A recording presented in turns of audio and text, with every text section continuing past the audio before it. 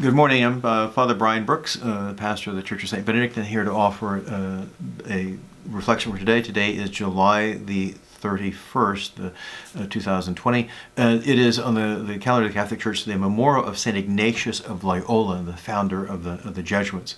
Of course, today is the world's best known Jesuit is Pope Francis, a religious order or society of men committed to proclaim the gospel. They're well known as missionaries and theologians.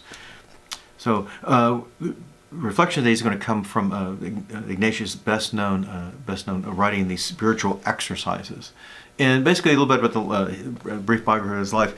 He is a 16th century from Spain, actually more the north part of the country. He was a Basque. And as a young man, like lots of young men, is full of ambition and drive, but not necessarily at the service of the Gospels. He wants to rise in the royal court, and he loves adventure. He is a soldier.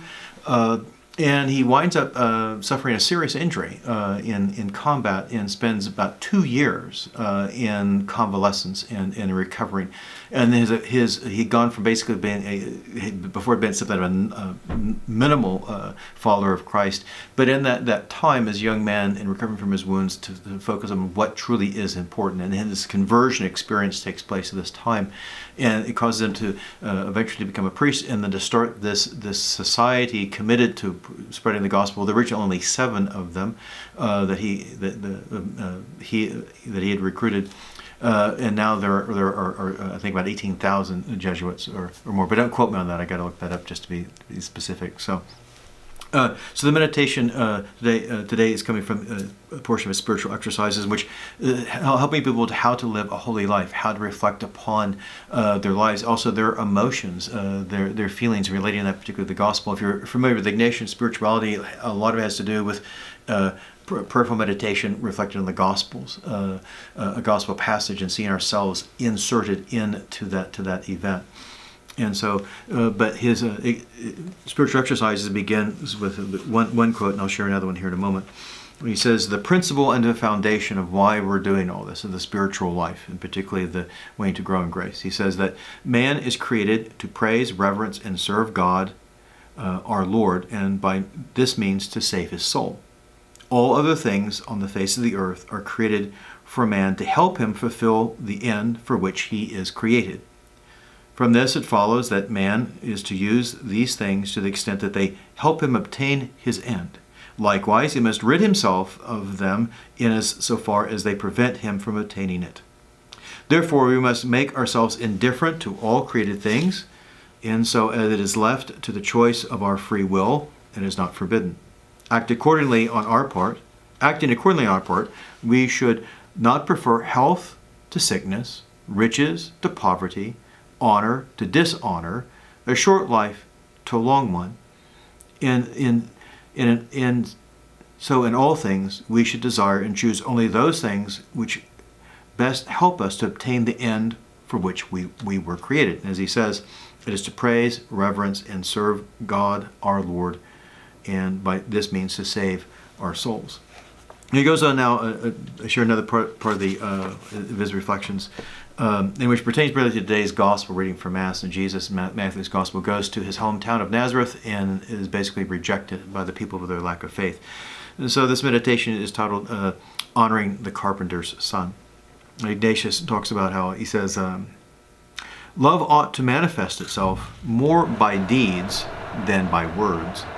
Love consists in a mutual communication between two persons. That is, the one who loves, gives, and communicates to the beloved what he or she has, or part of what one has or can have, and the beloved in return does the same to the lover. Thus, if one has knowledge, one gives it to the other who does not.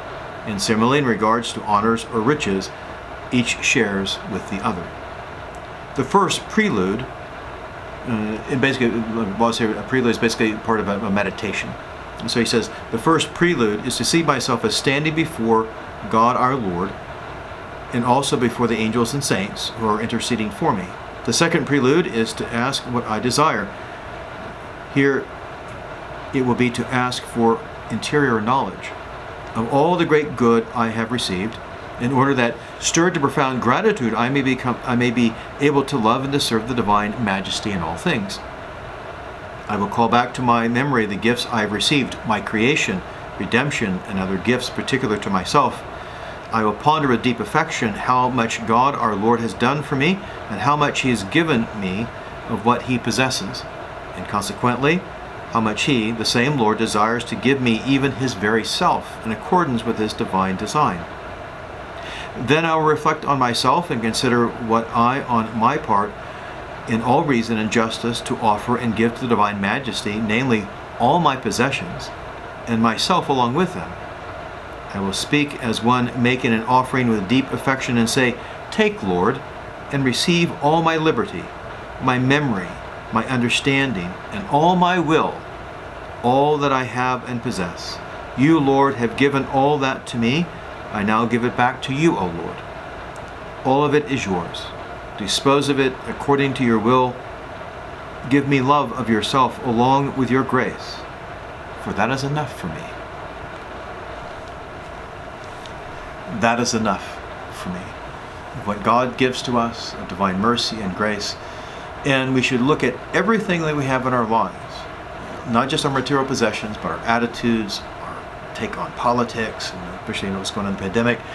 Is it helping us to fulfill the purpose why we were created, as St. Ignatius says? Or is it keeping us from fulfilling that purpose? That's what we're called to pray about and reflect upon. Particularly we're going into the weekend, particularly let's take that intention to Mass this weekend, whether we're able to participate in person or participate via live streaming here at St. Benedict's or elsewhere. So to reflect upon the reason that we were created, to know and reverence God and to serve God, and thereby to save our souls.